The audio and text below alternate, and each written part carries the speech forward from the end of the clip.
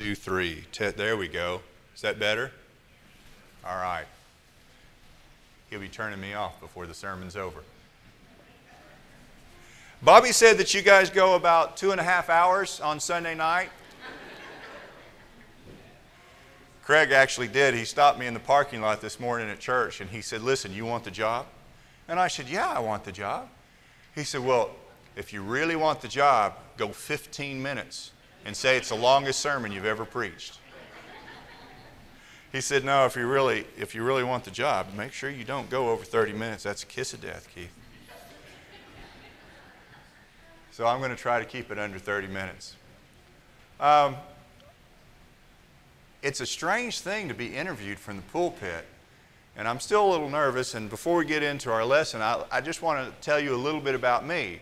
I've met with your elders, and your elders know a little bit about me, but let me tell you a little bit about me so you'll have an idea of who I am, where I come from, and why I'm standing up here before you tonight, which is a whole saga in itself. Born at Washington Regional Medical Center. I have lived in Pensacola. I've lived in Pennsylvania. I've lived in Orlando. I have worked, and wouldn't say I lived, but I have worked in Missouri. I have worked in Illinois. I've worked in Arkansas. And I think that's about it. I have moved in the first 10 years of my marriage. I moved 9 times. And the last time I moved, my wife said that's enough. And we live in that house. I have done a lot of different things in my life. I have worked at a car wash. I've sacked groceries. I have prepared food in a Subway shop-like place before Subway was ever known. I've stacked steel worked in a steel yard type setup back when Andrews Corporation was in Northwest Arkansas. I've sold clothing. I've worked as a lifeguard. I've worked for Disney. I've worked for private communities up in Pennsylvania as their waterfront director. I have worked in Orlando for the YMCA and in Pensacola as the YMCA as an executive director over 2 Ys. I have owned my own small web development company, and for the last 11 years I've worked for a software company up in Fayetteville, right on the edge of Fayetteville, Springdale, with EMR, which is Electronic Medical Records Company. And I did that for 11 years, and that was extremely stressful. Extremely stressful. When you're responsible for millions of patient records, 365 days a year, 7 days a week, it began to wear on me. And I decided, through a lot of stress and through a lot of heartache and through a lot of depression, I decided I couldn't stand that any longer. That there had to be more to life than going to work and having that kind of pressure with you 24/7. And when somebody stands up here and tells you that it's good to be here, I'm telling you, it's really good to be here tonight to preach to you. My reading glasses, so if you see me doing this, it's because I can't read my notes without sticking my glasses down. And I like this congregation already. When you call Mr. Evans with a gray beard, the young man taking part of the services this morning, I like that idea of us guys with the little gray being considered young. If you're wondering who all these people are over here, they're 50 of my closest friends. I told them if you would come out and listen to me preach, because this preaching's going to be sorry, but the singing at least ought to be good. So it was, and I want to thank you all for that.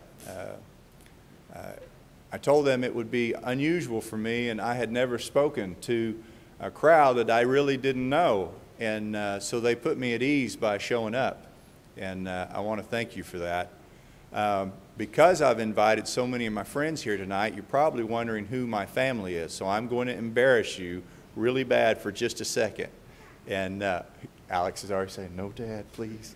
If you would, just stand up for just a second.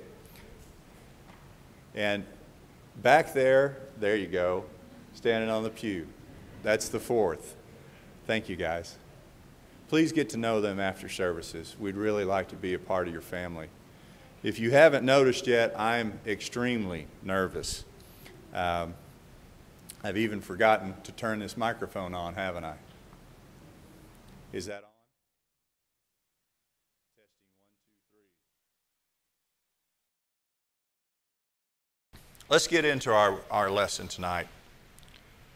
Bobby, I've never seen you do this, so excuse me as I do this.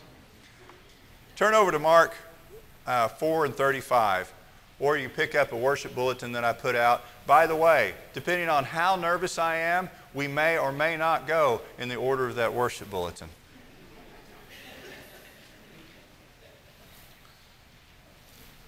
Mark 4:35. I'll be reading from the New American Standard. On that day when the evening came, he said to them, "Let's go over to the other side." Leaving the crowd, they took him along with them in the boat, just as he was, with the other boats with him. And there arose a fierce gale of wind, and the waves were breaking over the boat so much that the boat was already filling up with water. Jesus himself was in the stern, asleep on a cushion. And they woke him and said, "Teacher, do you not care we're perishing?" And he got up and rebuked the wind and said to the sea, "Hush, be still." The King James says, "Peace, be still." And the wind died down, and it became perfectly calm. And he said to them, "Why are you afraid? Do you still not have faith?" And they became very much afraid and said to one another, "Who then is this, that every wind, that even the wind and the sea obeys him?" Okay, so let me give you the Keith Kausman paraphrased edition of this. Galilee is 13 miles in length, it's 8 miles across. That means if they were halfway across, they were in 4 miles of water. I don't know about you, but 4 miles of water is not swimmable. I put Chad in a boat about 100 yards offshore, and I'm guaranteed he's going to drown. I guarantee if you put most people 4 miles offshore, halfway across the lake, and you throw them out, they're going to drown. Remember, Peter, Andrews, James, and John, they're commercial fishermen, all right?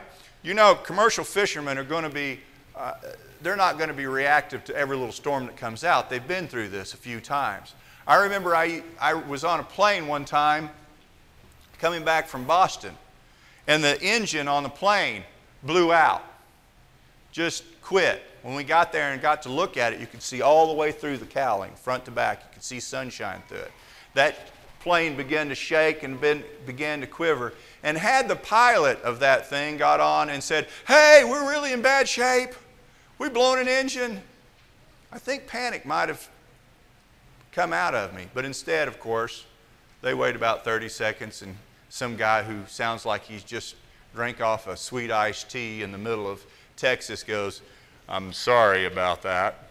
It appears that we might have lost an engine. Don't worry, we can still fly this. No problem at all. We'll be setting down normally in about 30 minutes. I'm sorry for the shaking of the plane. That will subside in a minute as we drop down to about 8,000 feet. Whew. Everybody's calm. Everybody's relaxed. Well, you can imagine how it must have got when Peter, Andrews, James, and John are part of the scared crowd in this boat and things start to get bad and they start to panic. You know, when the professionals panic, something's going wrong. And you can bet they're rowing, they're bailing, they're doing everything they can to clear that boat of the water and survive. They're doing everything that's humanly possible. But it's not the human that's going to save them, is it?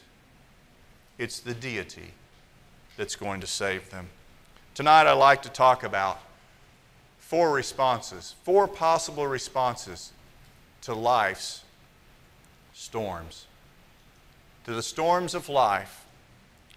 We can cry out to Jesus. We can talk with Jesus.